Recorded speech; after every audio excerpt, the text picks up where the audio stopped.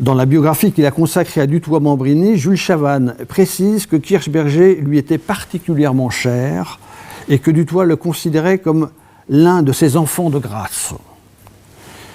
Kirchberger s'écarte cependant de ce premier maître au moment où il entre en relation avec Saint-Martin.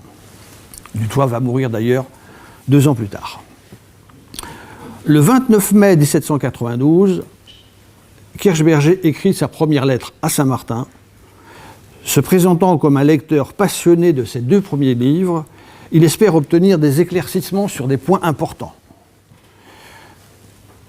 Il a certes compris ce qui est caché sous les allégories, mais il veut aller plus loin. Paraphrasant un passage de Des erreurs et la vérité, il souligne que pour qu'une connaissance ne soit sujette à aucune illusion, elle doit être confirmée par une manifestation extérieure. Sans cette attestation extérieure, ajoute Kirchberger, l'homme ne pourrait jamais être sûr d'avoir trouvé la meilleure route et de posséder le véritable culte. Comment arriver avec certitude à cette connaissance physique de la cause active et intelligente? Quels sont les moyens pour y parvenir? Voilà les points essentiels sur lesquels il souhaite être éclairé. D'emblée, l'un des sujets qui marquera toute la correspondance est posé, celui de la théurgie et des manifestations spirituelles.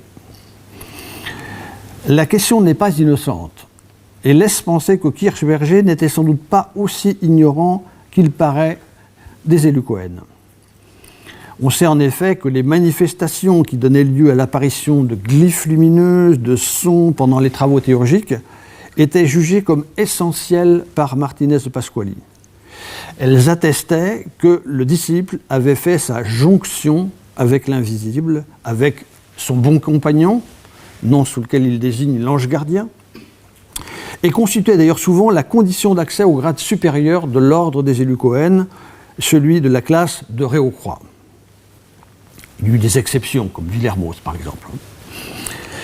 Une remarque présente dans une lettre suivante semble indiquer que Kirchberger connaissait ces pratiques, car elle nous apprend que 2 ans plus tôt, un personnage qui venait d'Angleterre et qui avait des relations avec un Français habitant dans ce pays, nommé Duroy d'Hauterive, jouissait de la connaissance physique de la cause active et intelligente et qu'il y parvenait à la suite de plusieurs opérations préparatoires, et cela pendant les équinoxes.